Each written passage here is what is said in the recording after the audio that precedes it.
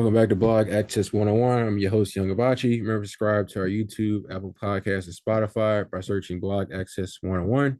And if you're on YouTube, don't forget to hit the bell so you don't miss any of our new videos we release, as well as like, comment, subscribe. Here today, my co-host Paige. What up, Paige?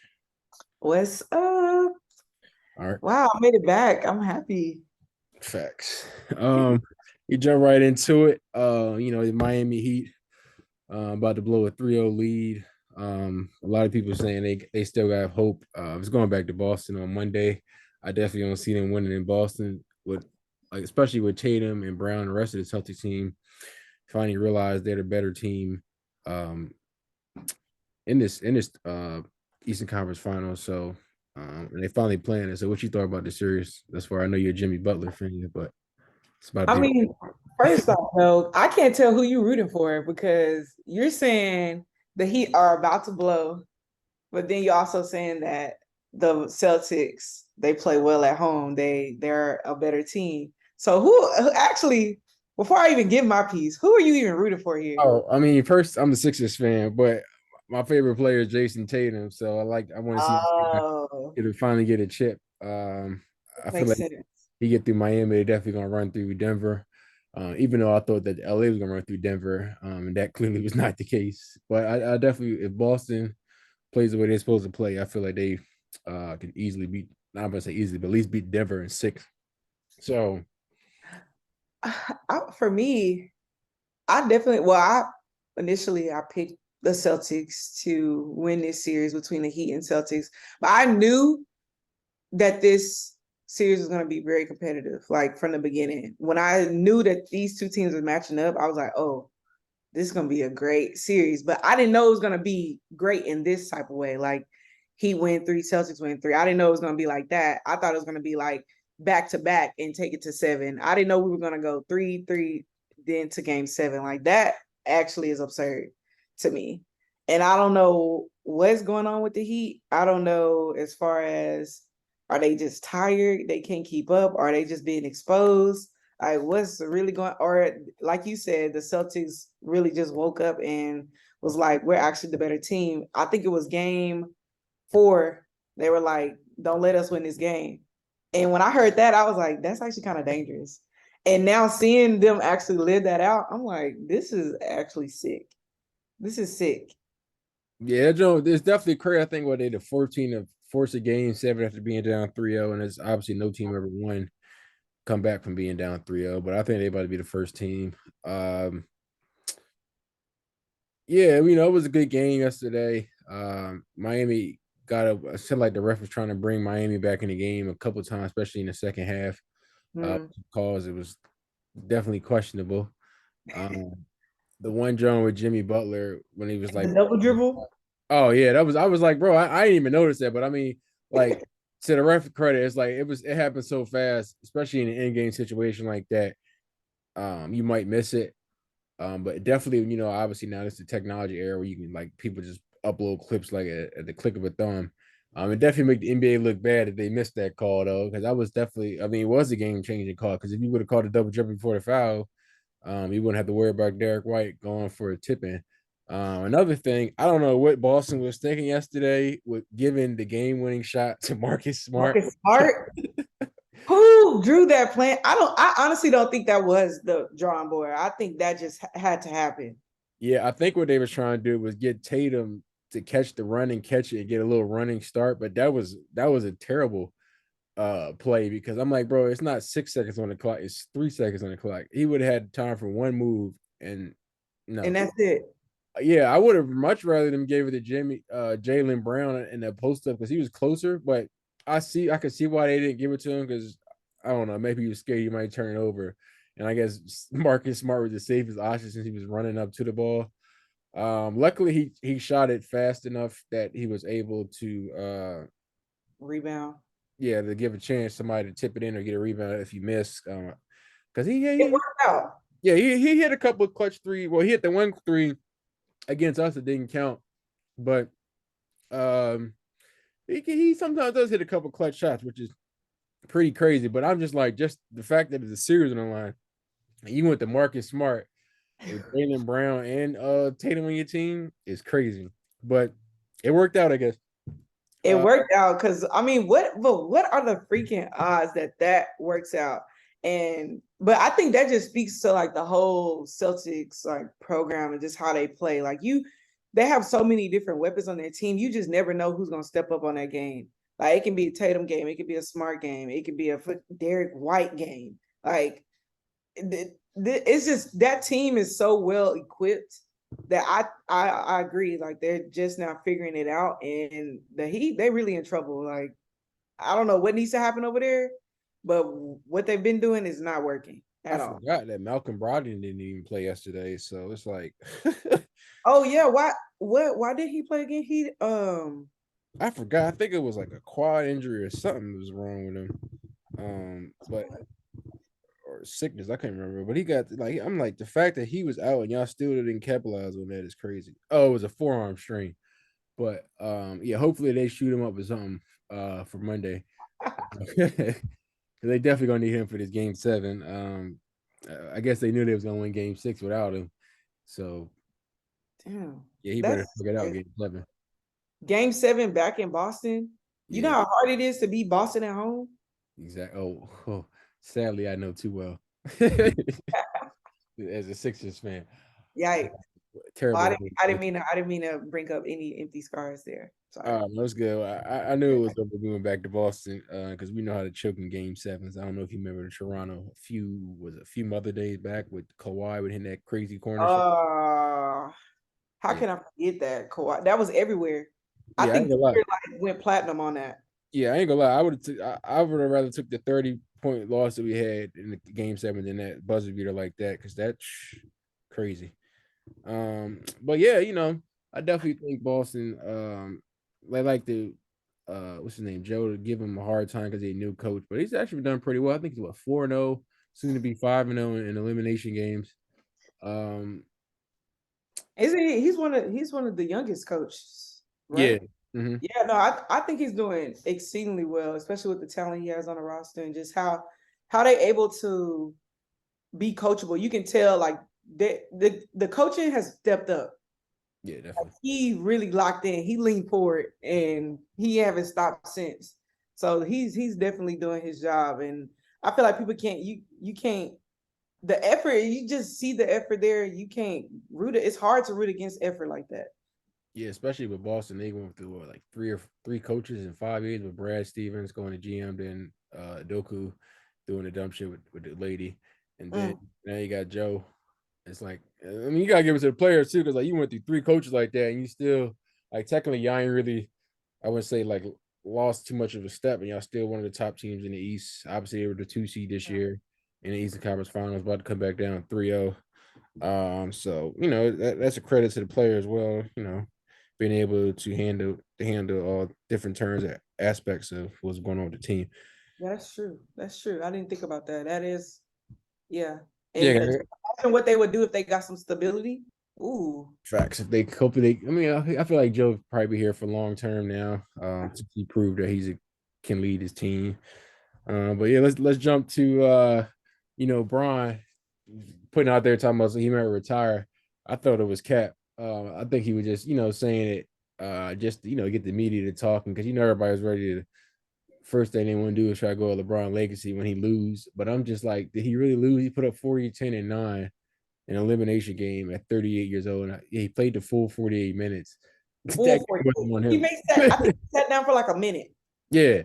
And I just like that game wasn't on him. That was clearly on AD. I mean, obviously, you look at the stats and you see AD put up 12, 20, and 11, but you watching the game, he was like, what is AD doing out there? Like, Sloppy. yeah, Sloppy. All over the place. yeah, it's like at this point he should be a number one. Like he's supposed to step up, become a number 1 guy. And Brian's still gonna do Brian things, but it's like AD was supposed to be a number 1 guy.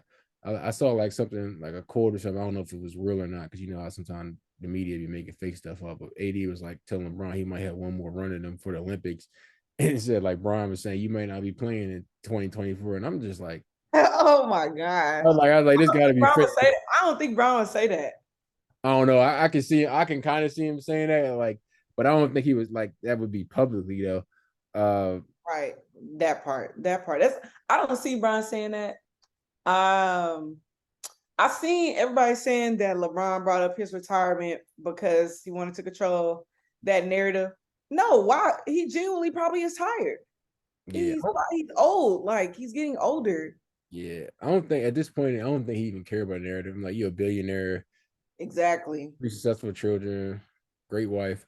And I think he had a point like, bro, it is what it is. People are always gonna say something. I think like early on in his career, like he was younger, Mm-hmm. probably care a little bit more what other people say. Now he's older, definitely more established. So it's like, bro, like you can Right. say whatever, I'm still gonna be LeBron James. Then he got the all-time leading scorer, and he's not really even a scorer. Well, people like to say he's not really a scorer. So that's just another title he got that people. So yeah, but I don't think he retired. I think he wants to play with his son. But he did say in another interview, he was like his son might not want that and he'll respect that. So I'm like, damn, he really might retire. But I mean, he really don't got nothing to prove unless he's trying to get that sixth ring at this point. And I don't see him doing it with LA. Like I'm He don't have nothing to prove. He don't because if he wanted to even control the narrative, he would have been said something to Skip Bayless about everything that he said about him. If he really truly cared about narrative, oh yeah. like in general. But I don't think I know he said before that he would like to play with his son, and it's a cool idea. But when his son, he first off, he hasn't even played a collegiate year yet, so he don't even know what that landscape looks like in comparison. And does he even compare to professional talent already, or does he still need that development? Like I don't know if LeBron can physically withstand that time period waiting for his son to even make it to the league. I just honestly I don't necessarily see it. Yeah, because I definitely 82 games, you might unless because I definitely feel what you're saying. But I think Bronny are one and done, to be honest with you. Uh, Why do you feel I'm very interested to see how he plays this year because you keep saying that and I'm like, you really have faith in that, like that he's gonna be one and done. I think he's gonna do well enough at USC. Obviously, he's not gonna put up. I don't think he's gonna be in the number one pick or anything, but I think he's definitely a lottery pick. No, definitely top 10, 2024 draft. But yeah, I really think he's a one done because people always like to say like, oh, you want to stay there, but I mean, obviously you got NIL now. You got these athletes getting million Right. plus years, especially with like Angel Reese. Then you got your last name is James. Played pretty well. Sierra Canyon Mhm. did well in the McDonald's All Star game. Uh, but I think he averages a solid what I would say around that 13 to 16 a game at USC. I think that's enough to get you in the top 10 for the draft. Um, if they really trying to work on getting to play together. Or I just see him as want to get right to the league, because see a lot of players that played professionally that go back and get their degree, like Kevin Durant went and did it. Yeah. So people like to say, "Oh, you want to get it now." I mean, I get it when you coming from like a rough childhood or whatever, but I mean, obviously, he's well off, so it's not the point like you're gonna be starving for money. So you can always go back and get the degree. So that's why I think he's just gonna be a one and done and go to the league. And hopefully potentially try to play for father or not just get into the league. Um, but I also think that Bryce is probably gonna be the best one out of both of them. Yeah, I was literally just about to say that. Like he has a total different build too. Yeah, he grew what he was like 5'9", 5'10", and next year or two was like 6'6". That's bad. That's crazy on your knees, but it's like I was Killing like, me. man, that's the league size right now. Then he was just dominating that EYBL. Yeah. So yeah, they definitely be working over there in the James household. Um, I don't know though. I'm curious to know one, because you know how when you have a a parent that's a very prominent figure, especially in the same sport that you're trying to play, a lot of times those kids don't want to do exactly what their parents did, or like they want a different path. Like maybe he want to make a name for himself at USC and like do his time there. Like how and just how the whole landscape of collegiate athletics has changed. The collegiate athletes get treated like professional athletes nowadays anyway. So it's it's like, do I rush to play with my dad for that special moment, or do I stay and reap these benefits, create my own legacy, which you can still do if he leaves a year. But, I just feel like, I don't know. I just feel like the benefit would be more to stay at least more than 1 year as a collegiate athlete. Yeah, I mean, I can see that happening if he had like a bad freshman year. I doubt it he has one, but I honestly think that's the only way he stayed the second year if he has a bad freshman year, or he has the aspirations of being the number one pick or at least in the top three. He might say, "Oh, I'm gonna stay another year, and try to raise my draft stock." That's the only thing I could think of that why he was stayed for the second year. Mm-hmm. But yeah, I mean, it definitely be a good, story. Definitely storyline. Play with your father. But only time will tell with that. But let's jump to the last topic with the DeAndre Hopkins topic. The Arizona Cardinals released him. I think it took a 22.6 million cap hit. That was crazy. So they Crazy. to get rid of him. Because like you just put yourself with dead cap for all them years, which is a headache. But sometimes you gotta do what you gotta do. Obviously they didn't find a trade that they like, but I feel like you could at least got something instead of just flat out releasing them. But Facts. It's Hopkins. Like, you yeah. think you can get nothing for him? Like, is there something we don't know? Like, what? Oh, he What? regressed, but it's like I feel like they could at least got a sixth round or a fifth round, but they probably was trying to stuck on thinking they could still get like a second rounder, which is crazy. Oh no, Um, bro, we haven't seen anything from him. And then he was suspended. Like you're crazy if you think you're gonna get a second round pick for him. You yeah, could have got. I definitely agree. You could have got something, but y'all just straight out cut him. yeah, because it was like I don't know, it must have been some bad animosity there. But yeah, what did he have like 1,000 yard season since 2020? I think the year before he got injured, and then last year obviously had a 6 game suspension with the PEDs. But there's a lot of teams that definitely need him. People love to say Green Bay, but I feel like that team is definitely out of the run now with Aaron Rodgers going to the Jets. But probably the team that makes the most sense is probably the Baltimore Ravens, over there with Lamar Jackson, put him aside right alongside Odell Beckham and then Rashad Bateman. That would be lovely. That would be lovely. The one team I pray he never goes to or even considers looking at is the New York Giants. That would be a crazy combo for y'all because I definitely need a wide receiver to take off the top of the defense, and that would definitely catapult y'all into at least I would say NFC Championship. If he was to come, we would accept him with open arms. But I've actually been seeing people talk about him potentially going to Bills or Lions. I can see the Bills with having a true number two because Gabe Davis is supposed to have a breakout season last year. It didn't happen for him. Definitely can see them want to have a number two wide receiver over there next to Stephon Diggs, so that can relieve some double teams on Him. or just have Hopkins get more one-on-one looks now with attention all on Stephon Diggs. They got the one tight end from Wisconsin that was I wish the Cowboys would have drafted, but they took him right. Kincaid. He definitely I think he takes Dawson Knox's spot as a starting tight end. I would say within 6 or 7 games of the regular season. He's really like you don't really see too many tight ends go first round. Yeah. Definitely one of those generational tight end talents. I'm not gonna say he's a Tony Gonzalez yet because some people was comparing him, which is crazy.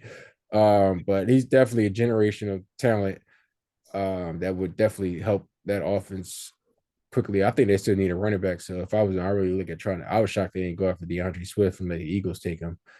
But I would be shocked if they try to go more for running back more than wide receiver. But if um Hopkins take like a team friendly deal, I can see him going to Bills, but I definitely think it's the running is Baltimore, New York. My cousin could be a Cowboy fan. He was talking about we should go after DeAndre Hopkins, and I'm just like, we got enough wide receivers. Yeah, I'm about to say that. Like, y'all focusing on the wrong thing. Yeah, if you're the Cowboys, like you don't need another receiver at this moment. Yeah, we need another quarterback. That's Right. Y'all need to focus on the foundation. See, but you know what? That's very realistic for a Cowboys fan because y'all always jump steps. Y'all always try to look down the line. Y'all gotta start back. 3 Uh, steps oh, behind where y'all no, think y'all. I'm at the point where like, yeah, we need to get rid of Dakota Prescott. I don't even call him Dak no more. I call him just. Dakota. No, actually, y'all may need to just take a look at that whole front office. I Oh, think that's oh, where it's gonna start for oh y'all. yeah, the Jones family definitely need to, outside of the daughter who does well with the I think it's with marketing, but the rest of them they definitely need to go. Stephen Jones is just a puppet. Ooh. I like Will Clay. Hmm. He's pretty good, but Jones, the son and Jerry Jones. Jerry Jones definitely need to sell the team. But I don't think he's gonna do that until he dies. Somebody gonna do that until he dies. He's gonna die a Cowboys owner. But he's still acting like he's in the '90s. He had a good run. But he wants to be frugal in our free agency, which I understand because we did terribly when we signed Brandon Carr, that crazy deal. But you can't be scared timid now off of one bad decision. Yeah. Um, Yeah.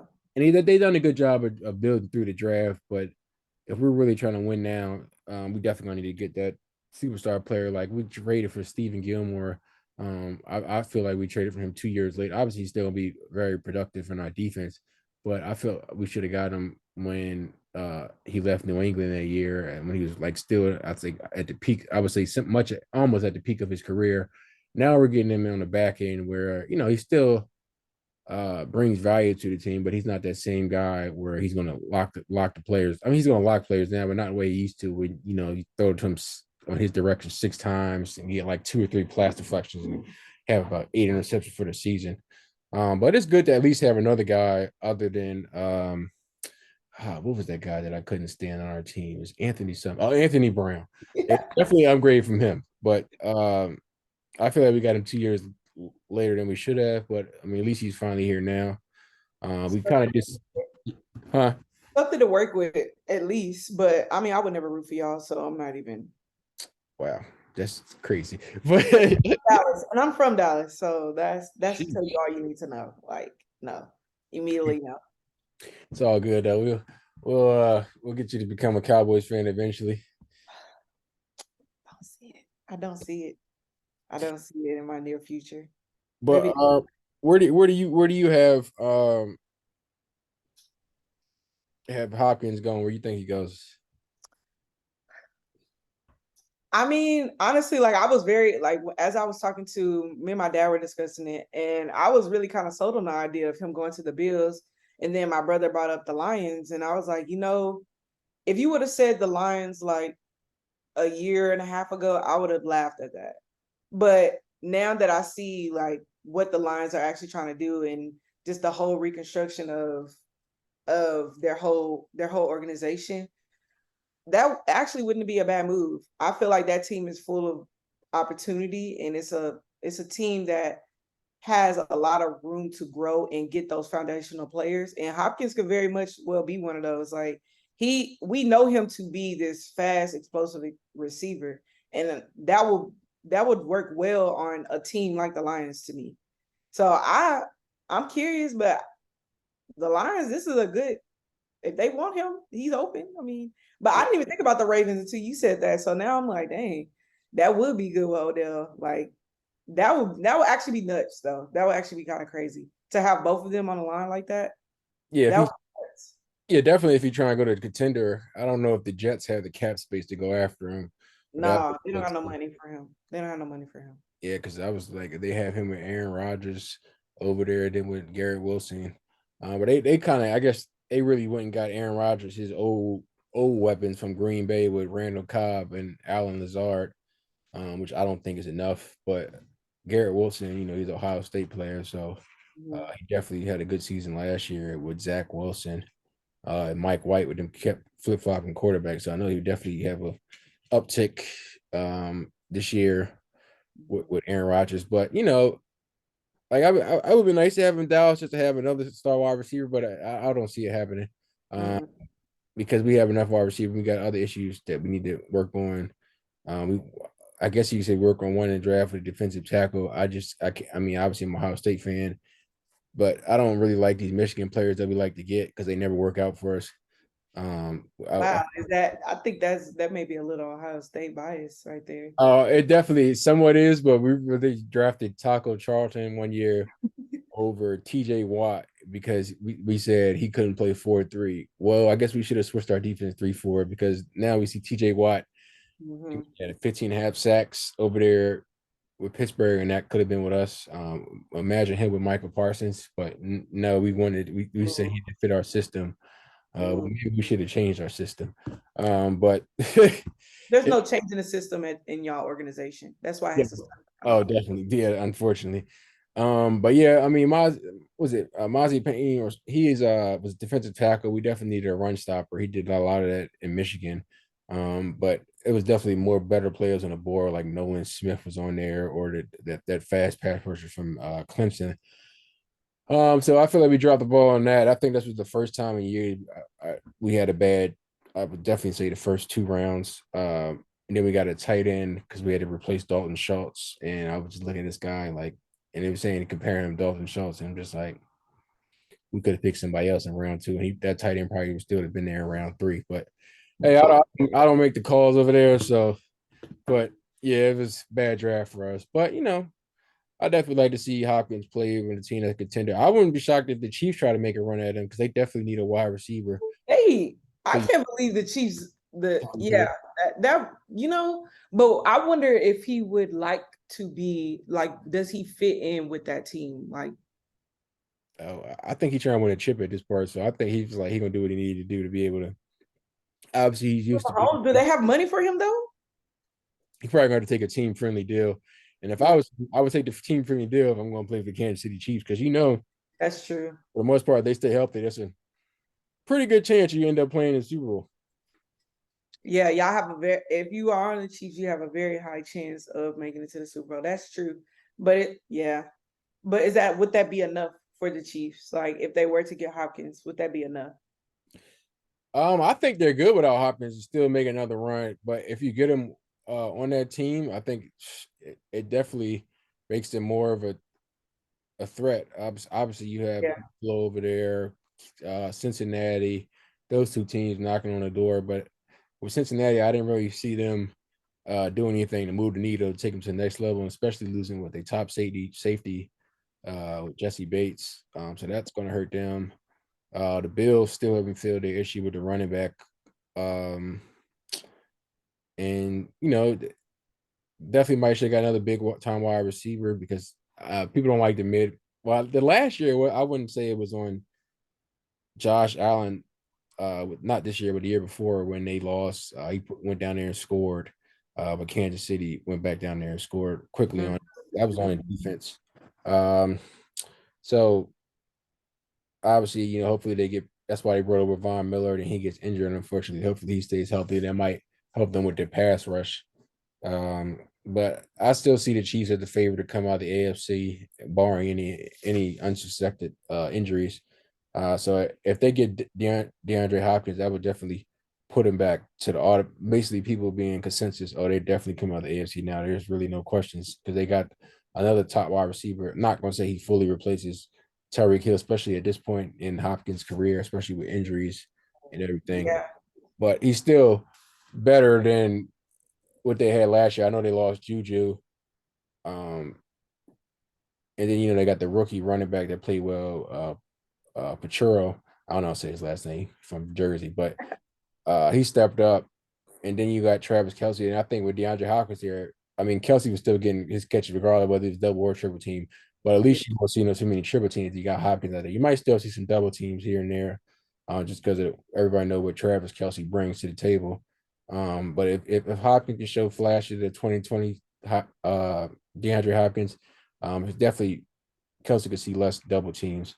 So So that really any team that he goes to, he kind of relieves some pressure on the other receiver, basically, or tight end at this point. yeah, definitely. And then also, they got what's his name? Yeah, Sky Moore. I was thinking, I was like, I couldn't remember his name. Just like then it finally hit me. Like the rookie Sky Moore, they picked him up obviously to replace Tyreek Hill. I mean, obviously we know it's going to be overnight that he's going to be able to do what Tyreek Hill does. But bringing in Hopkins can use that as a mentor to help Sky Moore progress even faster, as well as take some pressure off him, so he don't think he got to be a number one option anymore. So, it's a win-win. You solidify your wide receiver core. and bring back the dominance on the Kansas City Chiefs offense for more than one player, receiving player. Obviously, Kelsey's the tight end, but he plays like a wide receiver. How many passes? Yeah. So it's that, and that works. That's I think, but that is the advantage that the Chiefs have, is that they have so many dual players that can do that. That's their advantage. yeah, definitely. They really don't need Hopkins, honestly. Like if they don't want to spend the money on him, they don't have to. Yeah, I think they offer. I think obviously it's smart for them. I think they could give them off on like a veteran minimum deal and maybe like a 1 year, Mm. $1 million, $2 million max. And I think Hopkins would be stupid to decline that offer. Because one, I hope he knows he's not getting top dollar at this point in his career. Last time he had 1,000-yard receiving was 2020. It's So 2020. now you're a liability as well. Yeah, that too. And you're injury prone. Then you just came off a suspension using PAD. So it's kind of like, I wouldn't say you throw dirt on your name, but it's like you really can't ask for much because you don't really have the body of work to show like, hey, I deserve this type of money, because maybe Yeah. it'll be the 1 year deal that you get to show other teams or the Chiefs to give you a long-term extension that the money that you actually want. But I mean, that's up to the agent. Obviously, the agent was having some issues. The reason why he got cut, it's for a team to take a 22.6 million dead cap hit, says a lot about there was a lot of issues in the Damn, agent. I do want to know what happened now. Yeah, probably come out eventually after he probably go to his new team or somewhere. Mm-hmm. But yeah, did you want to add anything else before we wrap it up? I just hope the Heat don't flop a game 7.